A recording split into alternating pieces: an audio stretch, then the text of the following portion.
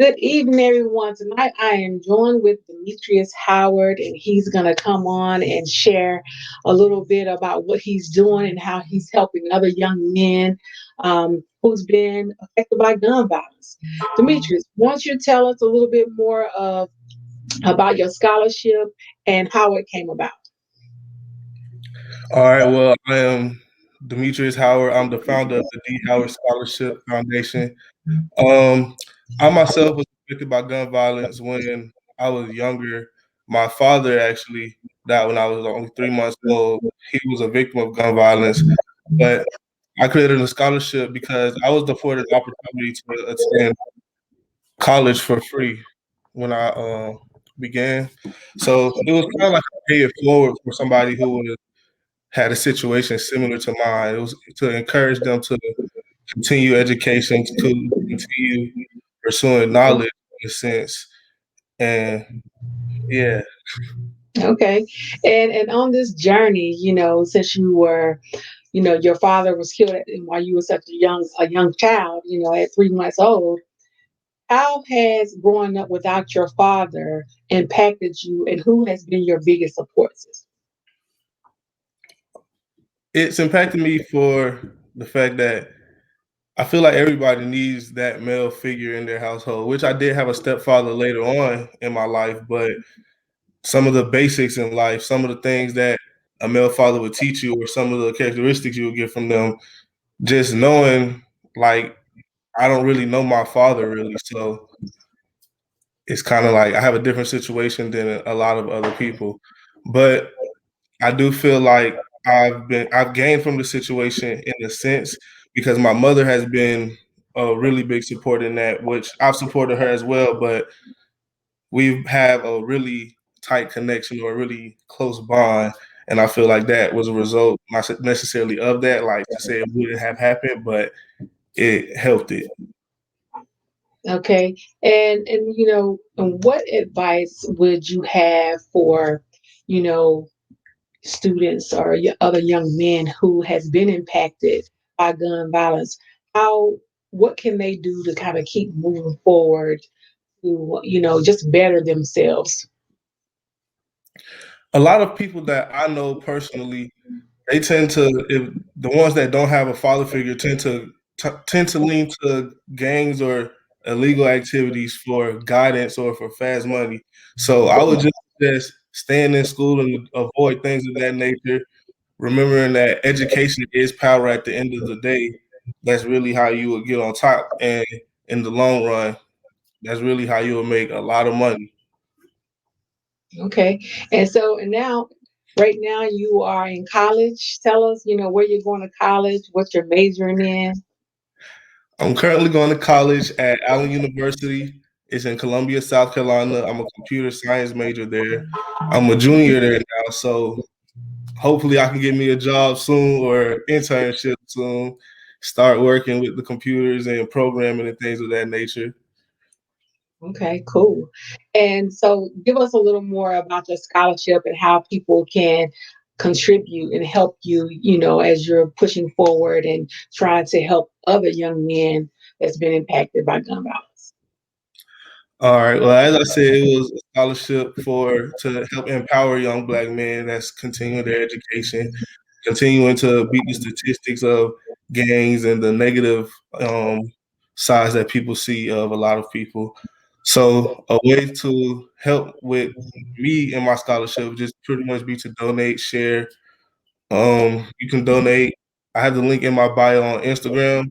My Instagram is Demetrius.Alexander with two R's at the end. Um, there's also the link there. um, and then it's also on Instagram. So just sharing and really getting it around and people to see it to help support me in my cause will be the best way to help. Now, when did you start this? How long has it been since you started your foundation? I started it in 2019, I believe was my first year. 2019. Yeah. I graduated in 2018. So my freshman year of college, after that year was over with, is when I began my scholarship. Okay. And so far, how many recipients have received, money from your scholarship fund?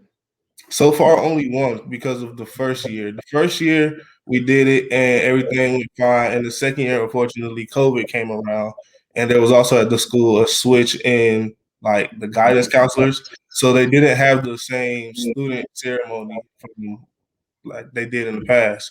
But this year they are doing it again, and it's on May.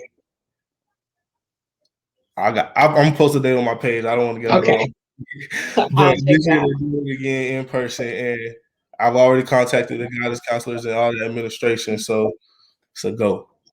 And so, and this is at the school that you went to high school as yourself? Yes, ma'am. It's Newton High School. I went to Newton High School in Covington, Georgia. It's in Atlanta, Georgia, which is where I currently live at now. Okay, okay, cool. And so, in the first recipient, how was their reaction to receiving the scholarship? He said he was really surprised, and that actually got broadcasted on the news. They came and showed the whole ceremony. So him and I were both on the news. He said he was really surprised, like he didn't expect to win. Even when he got the invitation to come to the night, he was like, "Well, what can I be getting?" Because I also think he played sports, so he Okay. didn't know really what it was. Now, do you have a whole panel set up that reads the scholarship letters with you in order to determine who you're going to, award the funds to? Right. Really, me, my mother, and one of my aunts, Auntie Toya, I call her, Yeah. they've been really my best supporters in this whole process. So I'll sit down and read all the essay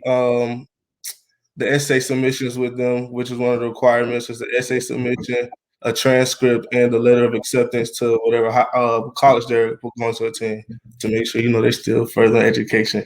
So we pretty much collectively look at it and decide which one. His, I felt I'm more related to, Oh, and he had family members, like he had little brothers and sisters, which I'm a single child in my household, but I just felt like it was a really good cause to help, not necessarily just him, because although his father was the victim, the family was a victim. He was a victim. His mother was a victim. So just to really help that family, I felt blessed. well, that's great. That's great. And when is the deadline for the scholarship for this year? This year is April 23rd. Okay. Okay. So everybody, make sure you go out there and support Demetrius Howard Scholarship Fund. Donate, for another student who has been impacted by gun violence. This is such a great cause, and this young man is doing amazing things for himself as he's pushing forward in life. It's already tough enough for young Black men. So I Yeah, commend you for everything that you're doing. Keep thank up, you. good work, and keep pushing forward. Thanks again for joining me. I wanted to be quick and simple, but I wanted you to be able to come on because you're doing something that's so impactful for other young men, and that's such a great thing, especially at your age. So, Thank you. thanks again for coming on and sharing a little bit with Thanks me for having about me. your scholarship fund and your story. Thanks for All having me. right, thank I, you. Have a good night. you too. All right, bye. Again, that was Demetrius Howard sharing about his D. Howard Scholarship Fund. Again, if you can donate to the scholarship fund to help another young man that has been impacted by gun violence, please go to his GoFundMe page and donate to the cause. Thank you so much. This wraps up my gun violence series. I really appreciate you all tuning in. Until next time, peace and blessings.